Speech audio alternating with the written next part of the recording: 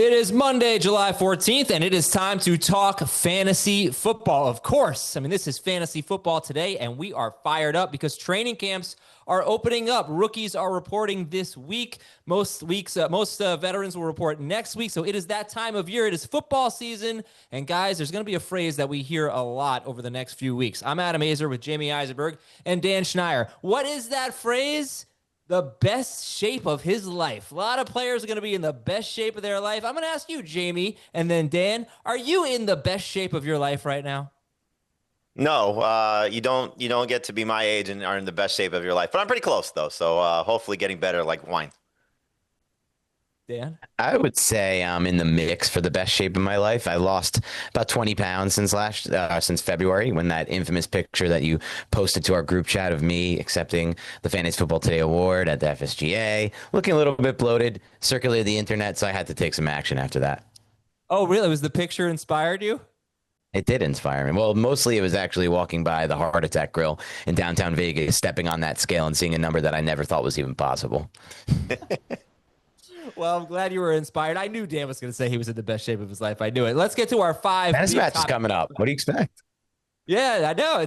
Today we're going to talk about a draft that we did last week. We're going to talk about sleepers, breakouts, busts. But first, let's get to our five big topics and how to approach the Browns' backfield right now, as rookie running back Quinshon Judkins was arrested on domestic violence and battery charges. And Judkins was the fourth pick of the second round of the NFL draft. The Browns also drafted Dylan Sampson in the fourth round. They returned Jerome Ford, who averaged 5.4 yards per carry on 104 carries last season. Jamie, right now, what are your thoughts on Cleveland's backfield for fantasy purposes? Until we have an idea of what potential punishment Judkins is going to get from either the Browns or the NFL or both, I think you approach it as he's still the best running back for the Browns this season. He's also unsigned, as we see a lot of second-round picks right now are dealing with contract situations, so that's something to keep an eye on. But assuming that there's no suspension, I expect him to lead the Browns in almost every category from a running back perspective. They drafted him to be sort of their Nick Chubb replacement. We know this team really struggled to run the ball last year. That's sort of been a Kevin Stefanski, their head coach. It's been a staple of their offense. If Judkins is going to miss any time, then I think that's where Jerome Ford steps in. And we got the report that he was going to be the starter, whether it was going into camp or in week one.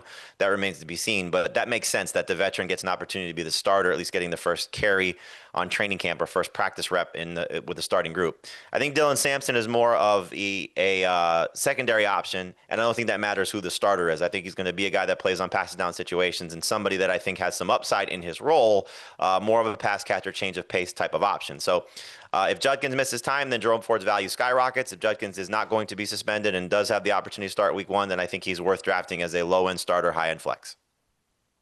Dan, let me ask you this, because you studied the prospects so much going into the NFL draft. You watch so much tape. Let's say Judkins were to miss some time. Do you think Dylan Sampson is the kind of player that could step into something resembling a workhorse role? No, but I think he's the type of player who can step into something resembling the Bucky Irving role of last year. Obviously, that's a different situation, and that's what propelled Irving to fantasy success. But Sampson was one of the players that Jacob and I discussed, and we're like, this guy is so good in any other class. He might be in the mix for top 10, but very small sample size he was working with, and running in that scheme that he ran in, it's very difficult, just like with Jalen Wright, to kind of figure things out because you're running into a lot of six-man boxes, which you're not going to see in the NFL level. So it's a lot of projection with Sampson. So for that reason, based on the talent, I don't want to rule him out as someone who could take over a big role. All right, Jamie, let's go to our second big topic. It's about the 49ers and another player who wants a new contract. It's Jauan Jennings. According to Adam Schefter, Jauan Jennings wants either a trade or a new contract. Right now on CBS average draft position, he's wide receiver 41. This is before this news. 93rd overall. We looked at him as a great value. Meanwhile, Ricky Pearsall, 82nd overall. He's going about a round ahead of Jauan Jennings. And what's your take on the 49ers wide receiving core right now? I think that's what we're going to see because I don't think this is going to go away anytime soon. The 49ers have an opportunity here to sort of make a stand on either they're in the Jennings camp or they're not in the Jennings camp. And we know right now it feels like they need him, So Ayuk probably going to miss the beginning part of the season. They move on from Deebo Samuel. You have Ricky Pearsall coming off a very incomplete rookie season. We know why after the gunshot wound that he suffered last August. So it feels like Jennings has got an opportunity here with some leverage. That said, they've dealt with this each of the last 2 seasons. Debo had contract issues 2 years ago. Ayuk had contract situations last year. They were able to get those guys on the same page, and hopefully the same thing happens with Jennings. But I don't think it's going to take much from a financial standpoint to make Jennings happy. That being said, he does have an opportunity here to sort of push this as long as he wants to. I still think that he's the more talented of the two receivers, and given the fact that Ayuk is coming off the injury, talented of all three receivers. But if this is going to play out, I had these guys so close in terms of Jennings and Pearsall. I'm just going to move Pearsall ahead of Jennings, and I think the way the ADP is going right now is probably going to be something reflective if this lingers into the middle of August. All right, would you guys rather have a 49ers wide receiver or, let's say, Jordan Addison? Addison for me, for sure. Yeah, probably not the best comp because Addison's got a trial situation looming tomorrow that could lead to a suspension as well from a DUI charge from a year ago. So we'll find out more about his status on July 15th, I believe it is. So I don't know if I want to answer that until we get that answer. Okay. All right. I'll give you a different one. How about Jauan, Jennings or Rome Odunze or Ricky Pearsall? I'll take Pearsall over Jennings right now, and I will take Odunze over both if this is going to play out for a long situation for Jennings. Yeah, Odunze year 2 breakout. I like it. All right, let's go to our third big topic. It's really topics 3 through 5. So training camp is opening up. I'm going to ask you for a position battle that you're looking at quarterback, running back, and wide receiver. Let's start with, Dan, I'll throw it to you first. A quarterback battle to watch in training camp. Well, this one's going to be on it. I guess you're going to be able to guess this one, but I do think there's a possibility that I really do believe that Jackson Dart could push Russell Wilson in camp this year. And I say that because I look at the history of Josh Allen. No, I'm kidding. It's not this battle. Russell Wilson's going to win the job to start the year. I was sifting through the quarterback battles, and the obvious one for fantasy is Daniel Jones and Anthony Richardson. I think ultimately health will play a big factor. But what scares me about that situation is we've heard Shane Steichen say it's going to come down to consistency. And in practice, Daniel Jones can find a way to be consistent, but that's never been his issue. It's when the bullets start flying. So I'm just worried for the health of that offense. If they give the majority of the first team reps to Jones, where will that leave Richardson at when he does have to ultimately replace Jones in season? And that is what's going to happen here. Richardson may be able to keep the job, but Jones won't be able to. Okay. Jamie, quarterback battle you're looking at? It's definitely the Colts, and it's one of those split situations where Richardson is better on his own for fantasy. I think the receivers and everybody in the offense benefits if Jones is the starter, so it depends on what side of this you're looking at. The other one clearly is New Orleans because they have the worst quarterback maybe battle in NFL history going on here with Tyler Shuck and Spencer Rattler and whoever else is going to compete for that job with Derek Carr now retired. And again, this really has nothing to do with the quarterbacks. This has to do with Chris Olave and Alvin Kamara and Jauan Johnson to an extent. Rashid Shaheed, Brandon Cooks, all these guys that will hopefully benefit by some competent quarterback play. The hope is that Kellen Moore's offense, similar to like Kevin O'Connell's offense, will allow the quarterback, whoever it is, to allow these players to make plays. And then we get some maybe quarterback play that helps us in Superflex and 2 quarterback leagues. But the Colts is number 1, and the Saints are not far behind simply because of what this offense in New Orleans could be if Kellen Moore's offense is going to be good. Yeah, and Cleveland also is one that we're going to be keeping an eye on. Let's go to the running back battles. Jamie, give me a running back battle that you're looking at. See, this you should have saved for Dan because the Giants is actually a very good one to keep an eye on here because of what's going on there with Tyrone Tracy and Cam Scadaboo. You have the situation in Dallas with who's going to be the starter there, Javonte Williams, maybe one of the rookies in Jaden Blue or Phil Maffa. Miles Sanders, obviously a big part of this. But I think the Giants one is the one that I struggle with a lot because you look at the situation here, aside from some of the rookies and how they're competing, because I think Omarion Hampton is going to separate himself from Najee Harris and Travion Henderson should separate himself from Ramondre Stevenson. I really don't know what the Giants are going to do because Tyrone Tracy had a good finish to the season, but he did not have the type of performance I think that is going to allow him to withstand somebody coming in and taking the job. And we saw what Scadaboo was able to do at Arizona State and did everything that you could ask for in the passing game, was a physical runner. So he could be a starter there. Whether that means he's going to be a standout fantasy option remains to be seen. But I'm curious to see what the Giants do and how that sort of unfolds. Man, he took the Giants from you, Dan. That is so cold. That is ice cold. What else you got? Okay, I got a better one. I'm still waiting on this year 3 breakout. So, it's always good to be ahead of time on this one, on this call. Finally, it'll pay off this year. But the Jaguars backfield is what's most interesting to me. You bring in Liam Cohen, who designed what I would consider, at least from watching a lot of tape last year, the best and most well-run and diverse, definitely the most diverse run game last year. He had a lot of great offensive linemen to work with, but if he can bring that same magic to Jacksonville, we're looking at a very effective run game moving forward. Now, who is going to be the lead back there? Dig behind the numbers, and Tank Bigsby was a better runner last year than Travis Etienne, almost across the board. So that's the one I'm keeping my eye on. I've loved Tank Bigsby since I watched his tape at Auburn. I feel like you're getting really late in drafts. I just picked him up super late in Scott Fishbowl. So I want to see what happens there. And obviously, Bashal Tuden comes in to the mix as well with 4.35 speed. Yeah, I'm going to throw out a sleeper running back battle to watch, and it's in Houston. And I want to see what Nick Chubb has left, because Joe Mixon, I looked at 3 different sources of average draft position. Joe Mixon is not going in the top 44 in any of them. At CBS, Football Guys, Fantasy Pros. He's a steal. If Nick Chubb is not doing anything, if he's just kind of a nothing, Joe Mixon is an absolute steal in round 4. But Nick Chubb is going to be now 2 years removed from the knee injury, which was a torn ACL, MCL, meniscus, and medial capsule. Last year, he broke his foot. But if he's healthy from the knee injury, he might be able to really take some work away from Joe Mixon. And Mixon could end up being a bust in that scenario. So that's what I'm looking at. All right, Jamie, is there a wide receiver or tight end battle that you're keeping an eye on?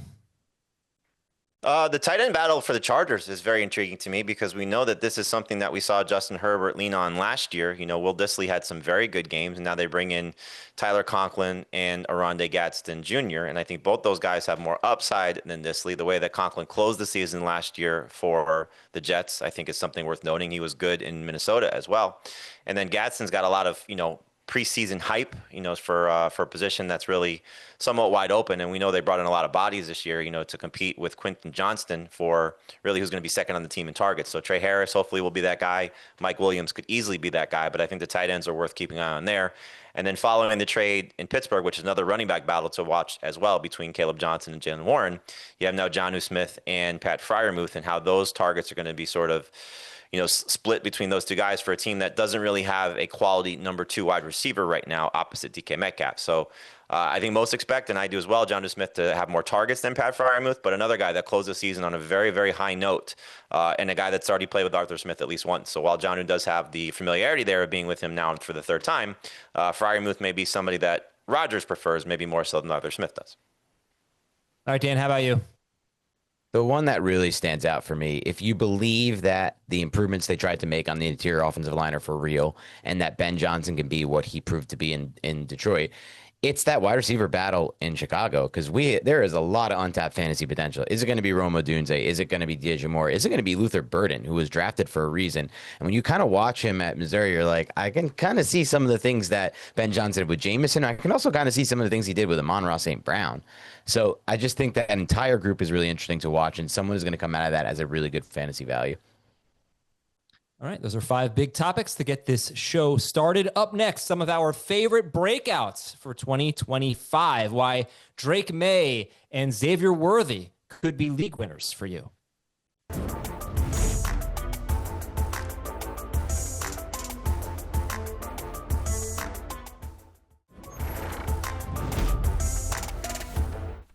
Breakouts. Very exciting topic. These are players that we're expecting a lot from. They're going to outperform their ADP. They could be really, really good this year. And you know what? I personally do not think rookies can be breakouts, because, you're supposed to be having your best season yet, coming into your own. You've got 3 rookies on your list. Okay, Brian Thomas and Malik Neighbors weren't breakouts last year, according to you? No, they just had great rookie season. I'm going to nip this in the bud, and I'm going to cut off this breakout debate before it gets a little too heated, because if anyone remembers the breakout discussion of May 2024 between Adam and Heath, we're not going to go back down that path. We're just going to accept what a breakout is. Whatever Adam tells me, it's new Adam, new Commissioner Adam. You decide what a breakout is. You want me to rewrite him now? I will. No, it's okay. I did an X poll. Can you be a breakout as a rookie? And 62% of the responses said yes. So I will take the L on this one. Jamie, let's take a look at 5 breakout candidates for you. You do have 1 rookie on there, but Drake May is the quarterback. You got Travion Henderson and DeAndre Swift, Marvin Harrison Jr. Oh, you have 2 rookies on there. Pardon me. Travion Henderson, Travis Hunter, both rookies. DeAndre Swift, Marvin Harrison Jr., and Drake May. All right, take us through your list. I'll start with the Patriots. I like the setup for Drake May a lot. We spent some time on our Fantasy Football Today podcast on Monday discussing this with Jake Seeley, that May could be one of the better running quarterbacks. He was on pace in his 10 healthy games last year for 630 rushing yards, which would have been, if everybody else did not have their best numbers, but it would have been the 3rd best rushing performance of quarterbacks last season. So he's got that on his resume that he can be a good rusher. And I think just his offense as a whole is going to be better because of the addition of guys like Henderson and Stephon Diggs and Kyle Williams, but mostly with Josh McDaniels as the play caller. So I think we'll see May's passing numbers will definitely improve. I think he'll still be north of 500 rushing yards, probably get a couple rushing touchdowns on top of what he did last year, and then his passing numbers to improve. So one of the best values that you'll find. In terms of Henderson, I think it's not going to take long before he's much better than Ramondre Stevenson. Stevenson's got a fumble issue, so while he may be the starter and get those first and second down opportunities early in the season, I think Henderson will prove to be a little bit more productive than he was in college when he shared with Quinshon Judkins. He's definitely going to be one of these pass-catching running backs that Josh McDaniels will use, and certainly that Drake May will lean on, because his receiving core, while is getting an upgrade, still is not the most diverse and robust receiving core. So I think Henderson's targets will definitely be there. So love the opportunity to draft him as the 3rd best rookie running back behind Genty and Amari Hampton. Travis Hunter is going to be obviously a wild card, but we just expect at this point that he should play enough offensively that he's going to benefit from Liam Cohen as his play caller, from a better Trevor Lawrence this year because of Liam Cohen, and just getting targets funneled in his direction, because it's going to be Brian Thomas and it's going to be Hunter just getting as much opportunity as they could possibly handle from Trevor Lawrence. DeAndre Swift's a tough one to buy. I guess Marvin Harrison as well. Swift has never been the running back that a lot of people have hoped for him to be, but he hasn't been as bad, I think, as people have sort of forecasted. You know, he wasn't awful in Philadelphia, just didn't have the touchdowns because of Jalen Hurts. He wasn't bad his last couple of years in Detroit, and he certainly wasn't awful last year in Chicago, despite the fact that everything around him was terrible. Well, Dan just got finished telling you how much things are going to improve in Chicago with the receiving core there. The offensive line will be better. The play caller will be better. And right now, there's nobody that I think is a huge threat to him. Maybe the 7th-round rookie, maybe Roschon Johnson. I just think DeAndre Swift has an opportunity here to be the best running back in a very good offensive system. And I like that setup for him. And I think Harrison, scoring 8 touchdowns, gets overlooked in his rookie campaign. Everything else was kind of a disaster. If he can get to 10 touchdowns and see a big boost in targets and opportunities, which I think he will, he's going to be a guy that in the round 4 range you're going to be happy about. Obviously disappointing last year in the round 2 range. Yeah. Dan, any reaction to Jamie's list of breakouts? We got Drake May, Travion Henderson, DeAndre Swift, Marvin Harrison Jr., and Travis Hunter. I mean, the case I liked the best was from Marvin Harrison Jr. Just looking at it like that, you would think all he has to really do is get more targets and more involved in the red zone to really pay back that ADP. So I love that. As far as the Swift one goes, that's the only one that I don't want to say confuses me, just brings caution. I'm a little more cautious about, I should say, just because this late into his career, the breakout, I understand the situation is great, but whenever we start to go down this path of just building up the situation, I start to get a little bit worried, because I've fallen into a lot of traps that way as a fantasy manager. All right, let's take a look at Dan's breakouts here. Justin Fields and bunch of rookies, RJ Harvey, Omarion Hampton, and Caleb Johnson. Not all rookies.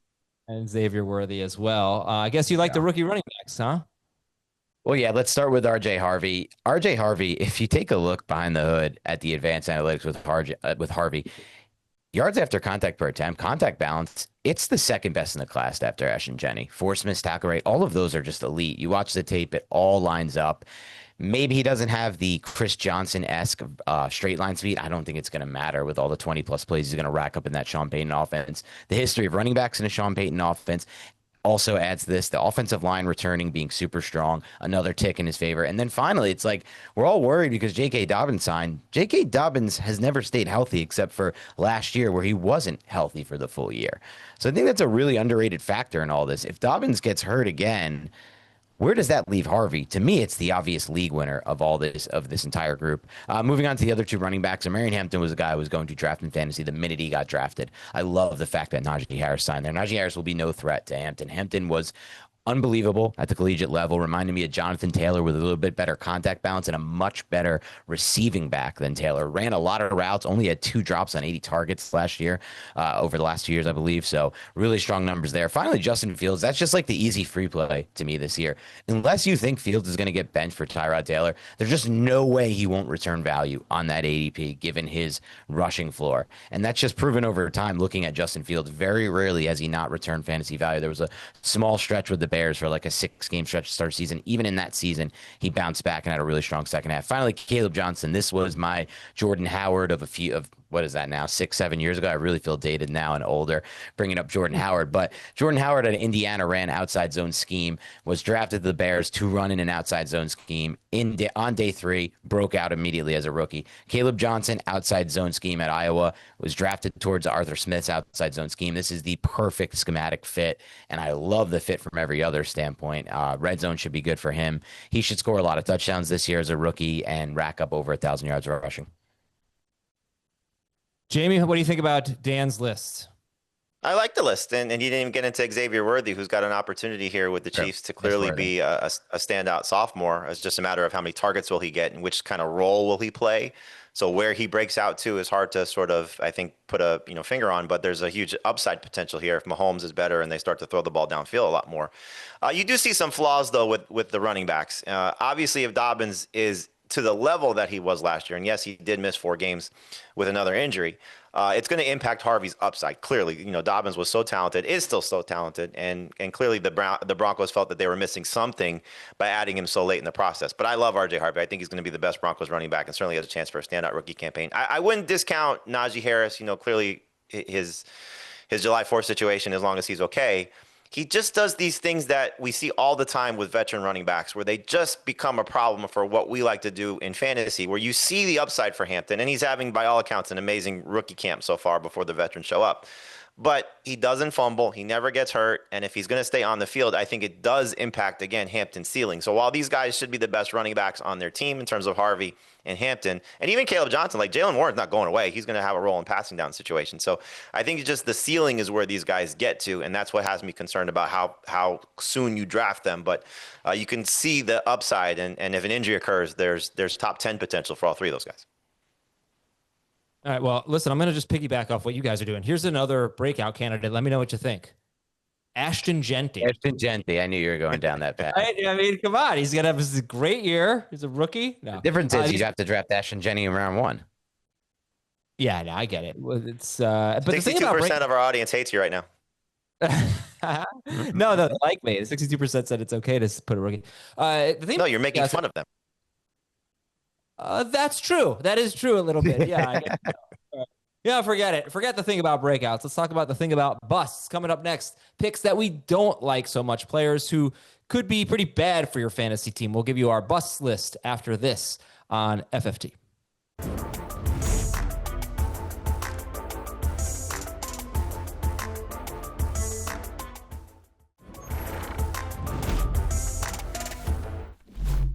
Welcome back to Fantasy Football Today, looking at busts here. So during the break, I did a little Google search, Jamie Eisenberg 2024 Busts 3.0, see what I could find, see who did he have in his last busts column. Look at the first 4 names on this list. Christian McCaffrey, CeeDee Lamb, Tyreek Hill, Breece Hall. I'm going, man, this is the greatest article ever written. Then I look at the headline. Jamie looks at the bust case for every player ranked 1 through 12. So it was just going through 8. So you got God, basically. What's that? So you got God. Well, a little bit, but I mean, it's amazing. The first 4 players are all busts. All right, Jamie, let's take a look at your bust list, early bust list here. 5 players and some big names here. Lamar Jackson, actually no more than 4 syllables, I guess, but big names in terms of fantasy. Lamar Jackson, Saquon Barkley, Joe Mixon, Mike Evans, Brock Bowers. So yeah, this is a pretty sexy list here. Let's take us through it, and then Dan, jump in and let us know what you think. Some of it is based on ADP. Some of it is based on just concerns. And so Lamar Jackson is solely ADP based right now. So on our average draft position, he's going in the 2nd round, and he's almost like 10 picks ahead of Josh Allen. And I do not think that should be the case on either chord. I think you should start looking at these quarterbacks in round 3. And you can make a case that Josh Allen, based on his track record, is just as good, as not better, than Lamar Jackson. Another discussion that we had on our podcast this morning. So I just don't think there should be that much separation. I would not take Jackson in round 2. I also would not take Brock Bowers at 15th overall, and he's going about 8 spots ahead of Trey McBride and significantly ahead of George Kittle, and I also don't think that should be the case. Bowers was amazing last year, but you think about what the changes have happened to Las Vegas, the run game will definitely be better with Ashton Jeanty joining the Raiders. You look at the receiving core around him, it's going to be better with Thornton and Besh as 2 rookies that are going to command targets along with Jacoby Myers. Now, Geno Smith is going to be a better quarterback than what they had last year, and I think the system is going to be better, but I just don't think Bowers gets as many targets. So he is my tight end 2. You should be drafting him in round 3, but I think 15th overall is too high. So those 2 guys is basically an average draft position conversation. Saquon Barkley scares the hell out of me. He's the first round pick that I do not want to draft this year. I made the case for it early in February. I'll continue to say the same thing. What we saw from him from a workload standpoint is just too hard for him to replicate that type of production. And then you look at the history of 2,000-yard rushers. It's a very small sample size, only 8 of them. All 8 saw a decline of 500 yards rushing or more. 2 of them got hurt the following season. And you're just going to see a different Philadelphia offense, I think, this year because there's a coordinator change. So a 28-year-old running back coming off all that work and the history of guys that have accomplished what he accomplished, I think he's still worth drafting in the first round, but he's not someone that should go in the first 5 overall picks. And as we've seen in some drafts, he goes number 1 overall. I think Bijan's the best running back. I think Jamar Chase is the number 1 overall pick. I would not take Saquon Barkley in the first 5 picks. When it comes to Joe Mixon, you made the case that he's a great pick in round 4. I don't want to draft him until round 5. We see an offensive line that's going through a significant change. It might be better. I think it's going to be worse. We see a significant upgrade in terms of the talent behind him. It's not just Nick Chubb. They drafted a rookie running back that I think is going to get some work, and I think both those guys are going to take Mixon off the field just enough. Last year, he was number 7 in terms of touches per game.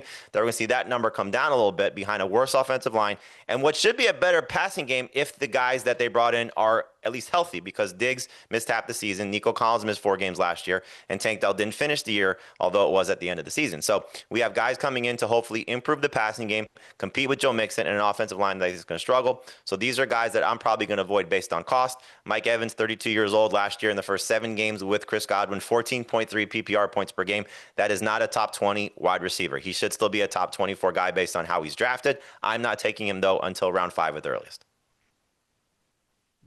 Yeah. Let me jump in, and then, Dan, we can throw up your list or you can talk about this. But Mixon has pretty much never had a good offensive line. If you look at Pro Football Focus and ESPN.com and their run block rankings, they had the Texans already last year as one of the worst offensive lines in the NFL. So it probably will be worse. But the Bengals never had a good line. Texans didn't have a good line. Joe Mixon has been a top 12 running back per game in 6 of the last 7 seasons. Chubb is the only guy that really worries me there. Otherwise, I think he's going to be more or less a workhorse. He's going to catch his 40 to 50 passes in 17 games. So I'm not really too concerned about any of the other guys. I'm not concerned about the passing game being better. The passing game is being better. I think that could benefit Joe Mixon because it just make the offense better. Yeah, and so, Dan, where are you on Mixon? Because right now he's going about 45th to 48th.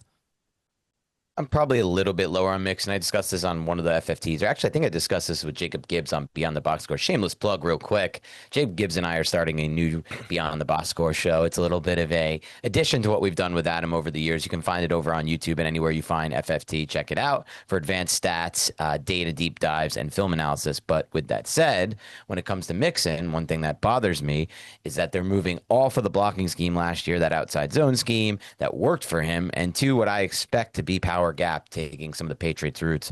That I don't think fits him as well as it might fit Nick Chubb. So that one scares me the most. As far as the rest of these guys go, I understand where I'm at odds with Jamie, and it's always going to be this way when it comes to players like Saquon Barkley because he's my RB1, and I totally understand Jamie's case. It's a historical-based case, and I think when it happens, if it happens, and he does get hurt, it's easy to point back to, look, we had all these signs that prove this. But if he stays on the field, there's just no way in my mind that anyone but Christian McCaffrey can outscore him this year at fantasy football in any position.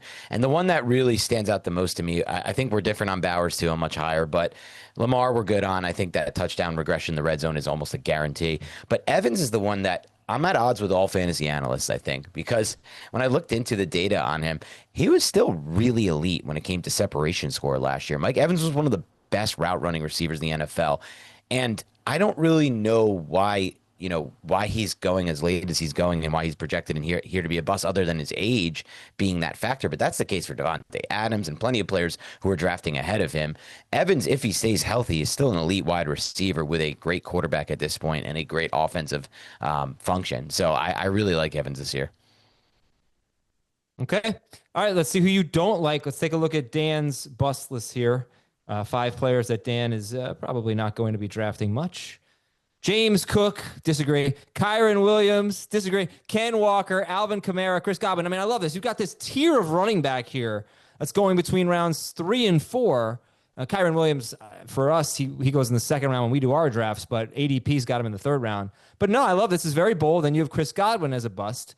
So, all right, take us through your bust list. Yeah, so obviously it seems like I'm just avoiding what used to be called the running back dead zone, and that's not the case here. I've made it clear that I think the running back dead zone of old is not the same now that the NFL has moved to a lot of Vic Fangio-style defenses where there's a lot of too high safeties, a lot of depth from the safeties, daring you to run. But these are not the guys that I want to invest in. For start with James Cook. For James Cook, if he doesn't score all those touchdowns, I'm a little bit worried about how he's getting his fantasy points. And Ray Davis was more effective in some metrics than James Cook was as a rusher. Now, less volume, it makes it easier to be more effective. But Ray Davis was good when you watch the tape. So it just scares me a little bit there. It feels like a little bit fickle. Plus the contract situation you add to that just gets me a little bit scared. Kyren is another player who I've unfortunately never been able to get on board with from a fantasy standpoint. Still just feel like a player, if he's talented enough, can carve out a role in that offense. I believe in Jarquez Hunter. I thought he was unbelievable. I'd liked his tape a lot better than Blake Corum when he came out, especially his projection in the NFL. So I think Hunter takes a sizable chunk of that role this year, and that just makes Williams disappointing. He needs the role to really be fantasy drafted where he's at. Ken Walker, to me, look, I get it. He flashes. The big plays are outstanding. He looks electric. He looks like one of the best athletes in the NFL. But how many years in a row are we going to do this with Ken Walker? And it doesn't seem like the ADP has fallen that much. So I'm still making this massive investment in a player like Walker, and it just hasn't paid off all that much with the exception of a stretch last year where he seemed to get a lot of targets. That to me feels very fluky, the target stretch. I do not expect that to continue moving forward. Then Alvin Kamara, this is another one I've been off on in recent years, and it's burned me. I've been out on him. But this is like, we're getting to a point here where the ADP hasn't really dropped all that much, and yet we have what Jamie described earlier as maybe the worst quarterback situation we've ever seen in the NFL. The offensive line is not getting any better. I don't think it helps to lose Clint Kubiak and go to Kellen Moore from a target volume standpoint. I don't think it helps to lose Derek Carr specifically from a target volume standpoint. I think Derek Carr may have been the straws that held together this Alvin Kamara fantasy guy you want to draft situation. Was basically all PPR based. So I'm very out on him. And then Godwin, to me, the price just isn't low enough considering what he went through, the injuries coming off of, and the added target competition there. I just don't. Look, if all things work out well for Godwin from a health standpoint, he's going to be a value at that pick, but that's not the point. The point is he's coming off the injury, and they added Ibuka in round 1. So that's just a player I'm not going to be drafting much of. I think you're going to get a lot of disagreement from Jamie. Jamie?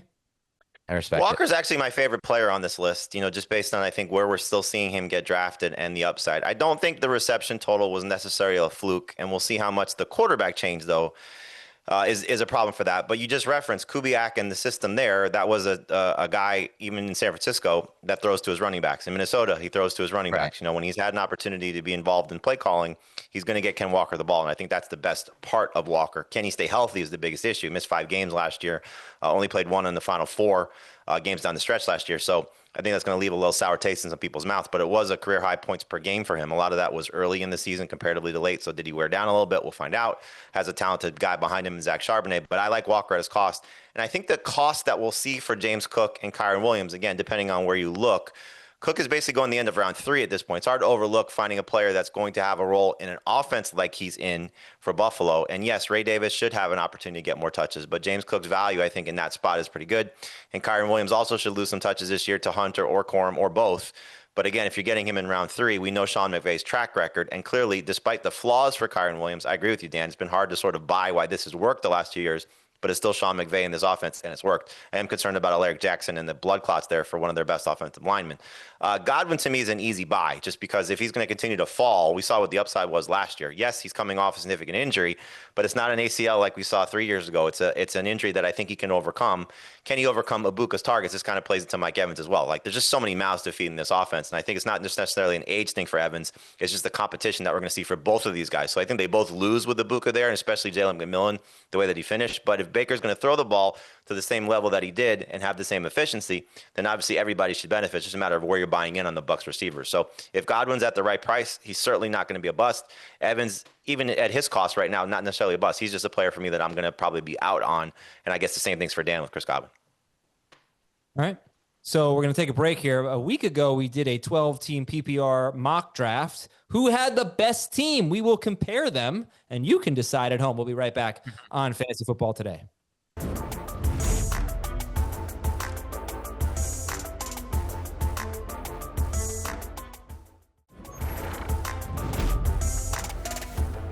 All right, it's mock draft season here on Fantasy Football Today. So a week ago, we completed a 12-team, 3-wide receiver PPR mock draft. Dan had the second pick. I had the 6th pick, and Jamie had the 12th pick. So you can see how we built our rosters from different spots in the draft. Let's take a look at the teams, and while we do that, I'm going to try to come up with clever team names based on the players on the roster. We'll see how I do there. But Dan, since you had the second pick, let's take a look at your team first. Team Honey Bijan Dressing. Not terrible. Not terrible. Thank you. Bijan Robinson was your first pick. But I got to tell you, before we even show the other ones, I think we all have did a very nice job. I really like all the teams. I love your team. It's just I don't really see a big weakness here. You know, you've got Colston Loveland at tight end, but, you know, whatever. I think you did great. So are you happy with it? Yeah, I was thrilled with this. I think in a full PPR league, you get a really big advantage drafting at 2 because most of the time you're going to see Chase go 1. So you get to start your draft with Bijan Robinson, who should have good involvement in the passing game. And then you can kind of build out your lineup through that and really go heavy in full PPR on wide receiver. And that's what I did. You can see wide receivers 1 through 3, I'm all pretty confident in. I feel good about Ridley as my flex personally with the quarterback upgrade and just given what we saw. And then I got my biggest breakout, RJ Harvey. So I just love what happened here. Loveland's the one area where I'm a little stressed about because I see big upside with him, but I also see a player who I could be looking at like, wow, he's getting 1 to 2 targets a game for the first 5-6 weeks. So I drafted alongside him, doesn't show in that graphic, Jake Ferguson, who to me is the single best value at the tight end position by far in fantasy this year. Jake Ferguson. Interesting. Yeah, I don't think it's close. How much of a priority? Oh, I think it's close. How much of a priority was it? Who's the best value at fantasy tight end for you? Well, I think Jake Ferguson could be useless if How? George Pickens, because he wasn't very good last year, and you've got CeeDee Lamb. Dak Prescott's always used as tight end. He wasn't very good last year without Dak Prescott. Okay, but he didn't score touchdowns last year. I thought he was going to be a great value before the Pickens trade. Now I don't know what those targets look like, but how important was it for you to have an elite quarterback because you have Jalen Hurts? Not important at all. I very rarely in these one quarterback leagues draft a quarterback anywhere near the range of Hurts. It was a situation where, and I know Jamie talked about this earlier on the show, Hurts just fell to a point where I just thought it didn't make sense to let him keep falling. I thought he was going to give me a much bigger advantage than whatever running back or receiver I would be considering at that point. All right, let's take a look at my team here. We can either go with Hampton in or keep running up that hill since I am such a Tyreek Hill fan and I love Stranger Things. It's Jaden Daniels. Go ahead. Hill for Adam to die on. Very good. Little wordy, but I like it. Jaden Daniels, Christian McCaffrey, Omarion Hampton, Tyreek Hill. Tyreek Hill was my 3rd round pick. AJ Brown, my 2nd round pick. Ricky Pearsall, Tyler Warren, and Isaiah Pacheco. Now, look, I think there's a flaw on this team. It's a 3-receiver PPR league, and I just don't have great receiver depth. I have Christian Kirk on the bench, but I'm only starting 3 receivers, and one of them is Ricky Pearsall. So ideally in this type of format, I'd like my flex to be a wide receiver. The draft kind of fell to me in a way that I just couldn't pass up on Pacheco. I'm taking a shot on Tyler Warren, but I do think I've got a lot of high-end talent that can make up for it. I'm a big believer in Jaden Daniels, obviously. I'm the high guy on Christian McCaffrey. I'm the high guy on Tyreek Hill. A.J. Brown is awesome. So I need my stars to be stars, and I think I'll be okay. Jamie, what do you think of the team? I think the thing that broke well for both of you guys is what you did early in the draft, because for you it was A.J. Brown falling to the middle of round 2, and for Dan it was getting the combination of Ladd McConkey and T. Higgins end of round 2, beginning of round 3. Because if you get one of those receivers, it probably looks a little bit different. I think those guys can arguably be taken in the second round in most cases. I think Marone Bergson, if not mistaken, was picking one and started Jamar Chase and went running back. If McConkey or Higgins or potentially both go there, it probably changes how your draft unfolds. And then the same thing, Adam, if you're taking, I don't know if Drake London was still available, but if you're taking not one of those two guys and you're taking, let's say, T. Higgins in that spot, it looks a little bit different as well as your number one wide receiver there. But I think both you guys did fantastic, taking advantage of the board.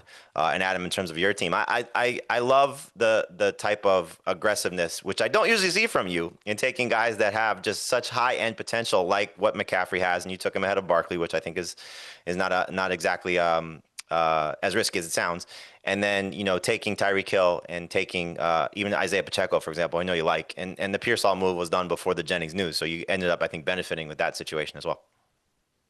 All right, thanks. I really wanted to just talk about my team, but fine. You can talk about Dan's too. Let's see Jamie's team, picking from the 12th spot where he started with Amon-Ra St. Brown and Ashton Jeanty with his first 2 picks.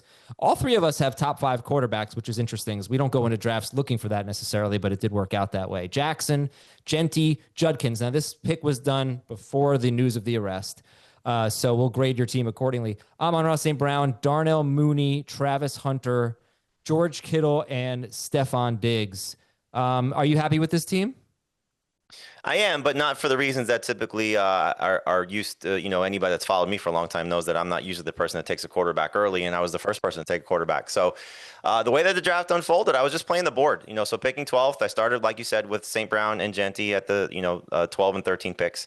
And then when it came back to me at the 3-4 turn, there just wasn't a wide receiver or running back that I thought was worth taking there. So I said, I'm going to do something different. I took the number 1 tight end on the board there, who was the number 1 tight end last year in George Kittle.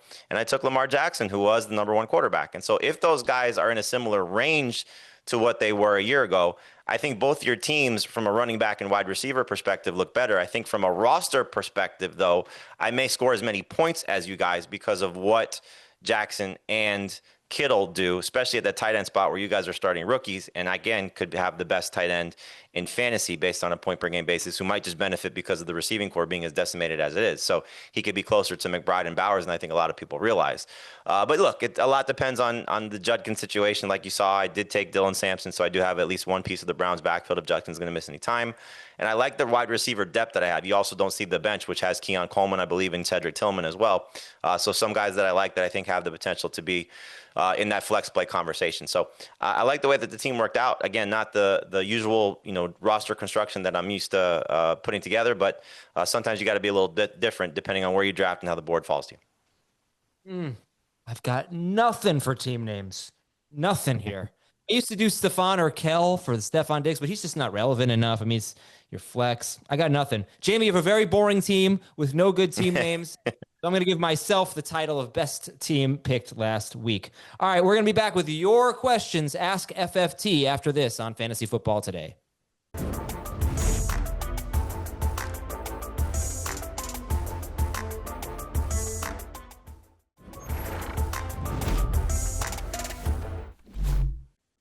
Ask FFT. Here we go. I'm keeping Neighbors in the 5th and Bucky in the 14th. I can go anywhere in the draft. Should I get the number 1 pick to get Chase or Bijan, or pick elsewhere? Jamie. Take number 1 and get one of the best players, if not the best player in Chase. All right, next question. Yeah, we're good, Dan. Yeah, you can get this one. You can get this one for the 20-team league that needs deep sleepers. What do you think? Deep sleepers ranked after between 200 and 300. All right, here we go. Let's do a quick one that I love. Eli Moore on the Bills. That's my favorite. Let's see who else we can throw out. Jalen Newell of the Texans. Think he has a really good shot to make a run this year. Let's stick with those 2 as my 2 main targets. All right, next question. Nico in the 4th or Daniels in the 12th? I'm going Daniels. Jamie.